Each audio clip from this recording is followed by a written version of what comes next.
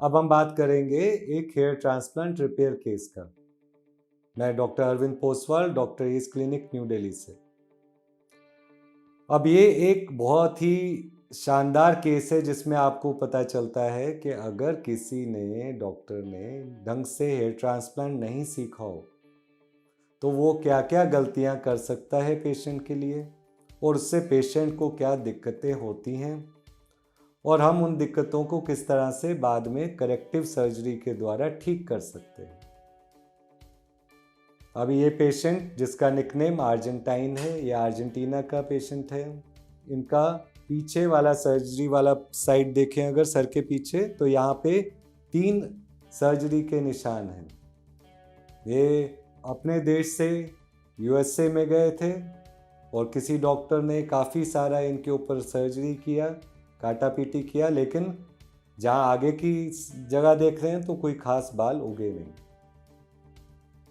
अब ऐसे वाले पेशेंट में जब हमारे पास आते हैं तो हमारी एक बहुत बड़ी मुश्किल होती है। वो होता है एक तो कि इनका पहले गलत हो चुका है, तो पहले से ही मन में उनका रहता है पता नहीं हमको अब कितना दर्द होगा या ठीक हो पाएगा या नहीं।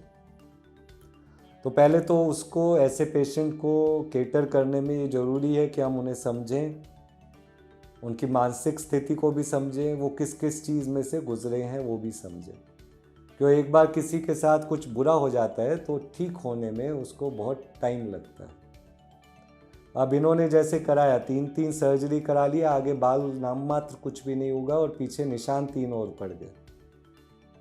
तो इनके केस में इनका दाढ़ी बहुत था, तो हमने इनके केस में दाढ़ी से, मूछों से, चेस्ट से और बचे हुए कुछ सर के ग्राफ्ट, इन सबको मिला के, और पूरा इनका सर खाली हो गया था। जो advance degree of hair loss होता है उतना हो गया था, तो पूरे सर को हमने भरा है। जिस समय, जैसे मैं अभी बता रहा हूँ, तो ये सन 2021 में भी अपने टाइप का एक अनूठा रिजल्ट है, जिसमें हमने दाढ़ी में से ही 6800 ग्राफ्ट निकाल के सर पे लगाए हैं।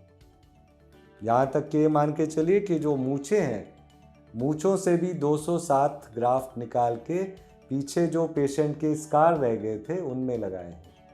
कुछ स्किन का पिगमेंटेशन का पहले से इनको दिक्कत है, लेकिन अदरवाइज कोई निशान फ्यूज या एफयूई की वजह से नहीं है। और यही वाली चीज़ है जिससे मैं बोलता हूँ, जैसे किसी का हेयर लॉस होता है या रिपेयर के लिए भी होता है, अगर उसके पास बियर्ड हेयर काफ़ी है तो एक हेयर ट्रांसप्लांट डॉक्टर बहुत कुछ उसकी मदद कर सकता है।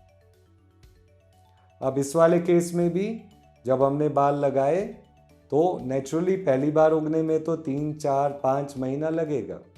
तो इस वाले केस में 11,000 ग्राफ्ट लगा है, उसमें से 6,800 सिर्फ दाढ़ी का बाल है। तो ये यूनिक पेशेंट रिजल्ट इसलिए भी है क्योंकि इतने सारे दाढ़ी के बाल पहली बार किसी इंसान के सर पे लगे थे और उगे थे।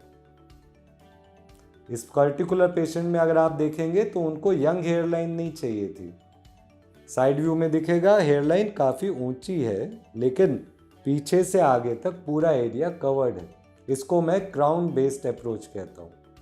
यानी अगर किसी का बहुत सारा हेयर लॉस है और उसको ये एरिया यानी क्राउन एरिया ज़्यादा मैटर करता है, तो हम फोकस यहाँ से रख के फिर आगे की तरफ चलें, ताकि ये नहीं है हमारा सारा ग्राफ्ट हेयर लाइन में ही ख़त्म हो जाए। ठीक है, तो ये क्राउन बेस्ड अप्रोच इस पेशेंट में लिया गया है, ताकि जितने एरियाज इनको सबसे ज़्यादा बॉदर करते हैं उनको फिल कर सके।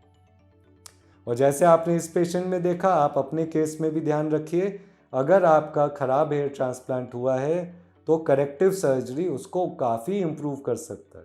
अगर अभी आपको ज़बरदस्ती टोपी में छुपना पड़ता है तो चिंता नहीं कीजिए, हमें दिखाइए, ग्राफ्ट आपका बॉडी में होगा चाहे दाढ़ी में होगा, हम लेंगे और उनको उगाएंगे ताकि दिखने में रिजल्ट बिल्कुल नेचुरल हो।